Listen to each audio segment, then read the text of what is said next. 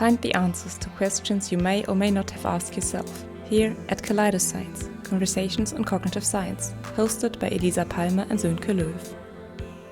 We were at a special event, which was the Coxie Space Day. There we had the chance to talk to a great variety of different people and talk about their fields of interest, may they be students or professors. We talked about various aspects of cognitive science, such as neuroscience, linguistics, philosophy, or artificial intelligence, and many more. All the interviews were kept rather short, and another exception of our bonus episodes will be that not only Sönke and me are hosting, but also our two amazing producers Alina and Sophie, and both will jump into this role of being an interviewer. So stay curious and tune in. We are here with Sebastian Musslick. He is a lecturer for computational neuroscience at the Institute for Computer Science in Osnabrück. So thank you for being here and for joining us for this interview. Thank you for having me. As a first question, we want you to complete a sentence. As a kid, I always wanted to be. A pilot. Just because you want to fly, or? I was always fascinated with flying. I already had a pilot license for paragliding, and I did some acrobatics. And I wanted to become a jet pilot. But then it turned out my vision wasn't good enough, and so I had to change trajectories.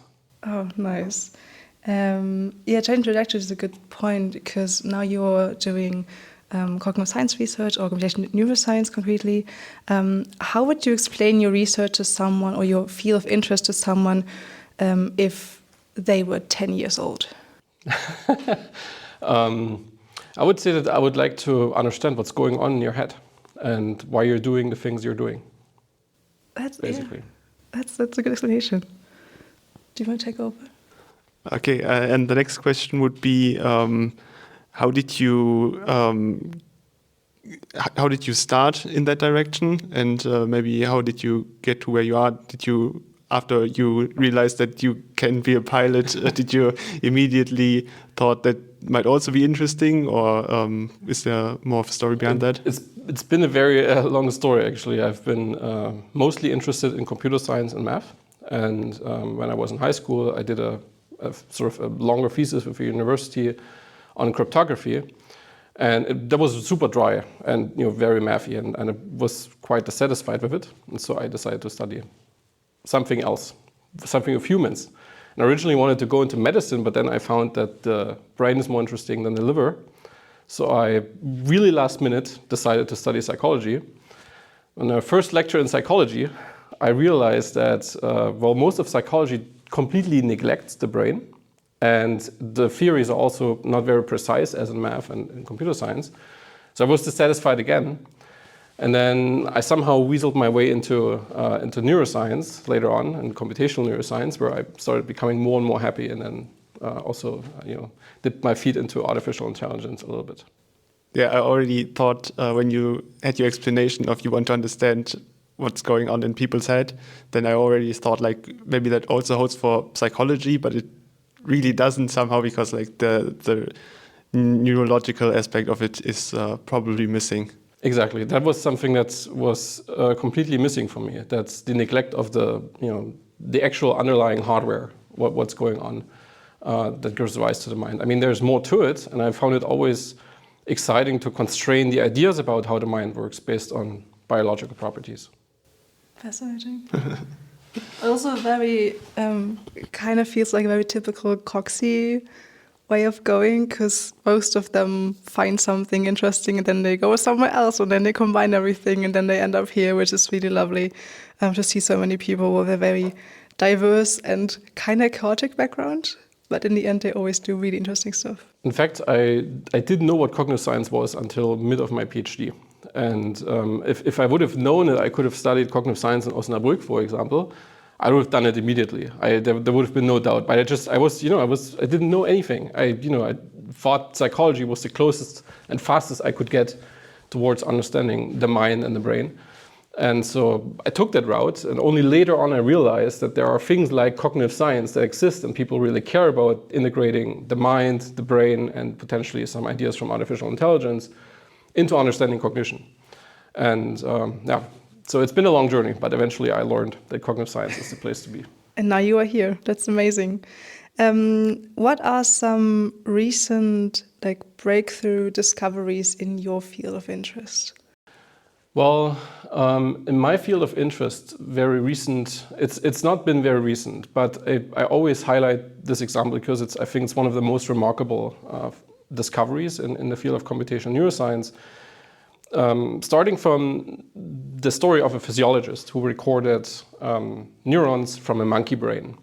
And what they did is they gave the monkey some reward, and they asked what happens to those neurons. If they fire, they recorded from some neurons in the middle of the brain. And these neurons so happen to transmit something what's called dopamine. That's a communicator in the brain that signals between cells. And what they did in this experiment, which was quite interesting, is that they gave the monkey a clue about whether a reward would occur or not. And so the monkey could learn, potentially, if they get that cue, let's say a light, that a couple seconds later they would get a reward. And what they found was that these neurons, they were really, really active whenever something unexpected happens. That is, either if the reward would occur on its own, or if the clue would occur out of nothing, predicting the reward. And they found a couple other things, but the point is that the physiologist then showed this data from the recordings to a machine learning scientist. Had nothing to do with neurophysiology. And that machine learning scientist said, well, that's temporal difference learning from reinforcement learning. That's exactly the prediction error signal. That's a temporal difference error prediction signal. And then they wrote a paper that was published in Science. The people involved were from Schultz, who did the neurophysiology. The person realizing it was temporal difference learning was Peter Dayan, and also involved was Montague back then, and I think at UCL and Cambridge. And that became sort of the big breakthrough. Something that happened completely independent in machine learning happened to inform one of the theories about how the brain works and what actually mechanisms in the brain are doing. That, to me, is one of the most remarkable moments in the history of computational neuroscience. That sounds fascinating. Can you maybe shortly explain what temporal difference learning means and what it's used for? Yeah. So temporal difference learning is something that has been developed from reinforcement learning and artificial intelligence. And it's mostly to basically learn about temporal contingencies in predictions. So let's say if I'm going to knock on the table, nothing might happen. But let's say I knock on the table, and every time I knock on the table, I say something stupid. Then eventually you will learn that this knocking on the table will predict that I say something stupid. And there is a mechanism for it, and this is temporal difference learning. What you're taking is the temporal difference between what you actually get in the future, saying something stupid, and what happens, what you predict based on what I'm doing currently, knocking on the table. And this is what is used basically for making predictions about the world. Okay, yeah. Maybe just one other scientific term you already used is reinforcement learning.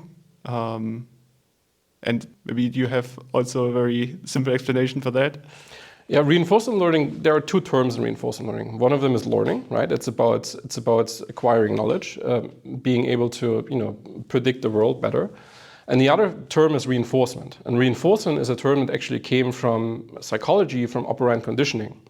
So in operant conditioning, for instance, if you want to train your dog to do a trick by rewarding them to do certain things, that's called shaping. And the reward that you give them, let's say something edible, something to eat, that is called a reinforcer. And that reinforcer can change behavior in the sense that it can reinforce the behavior that you want, or it can reduce the behavior that you don't want, depending on whether you give the dog a punishment, a reward, or a punishment. And so reinforcement basically means that you learn by these kind of reinforcers, by singular rewards or punishment that you receive in the world. Okay, thank you. Then we come to our final prepared question. Which scientist do you want to have a tea with or chat with? Is there anyone you think like they're really significant in your field that you would think they are interesting to talk to? I would have loved to have a chat with Jürgen Schmidhuber. Jürgen Schmidhuber is an AI scientist who became very popular for his work on recurrent neural networks and long short-term memories called LSTMs, which is a mechanism for learning, again, temporal contingencies in neural networks. And Jürgen Schmidhuber has done lots of very interesting work that has informed a lot of ideas in cognitive neuroscience and psychology, for instance, on creativity and the role of boredom in driving interesting behavior, seeking information, and curiosity. What is the value of employing an artificial agent with curiosity? What might that give you? And these ideas that Jürgen has worked on, they happen to recur once in a while in psychology and cognitive neuroscience. And so I'd be very excited to talk to him about these things. Nice. And I think that was it for our interview. Thank you very much for being here and sharing your very interesting field. Thank you very much. Thank you. When you enjoy listening to us, the best way to support us is by following us on your chosen podcast app. This could either be Google Podcast, Spotify, or Apple Podcast. Another good way to support us is by following our Instagram account, which is called kaleidoscience_pod. On our Instagram account, you will also get regular information on the next episode. Thanks a lot for supporting us. This was Kaleidoscience, hosted by Elisa Palmer and Sönke Löw. Produced by Alina Ohnesorge, Elisa Palmer, Sönke Löw and Sophie Kühne. Produced in collaboration with the Cognitive Science Student Journal. The music was produced by Jan-Luca Schröder. The logo was designed by Annika Richter. Thank you for listening and joining us on our journey through conversations on cognitive science.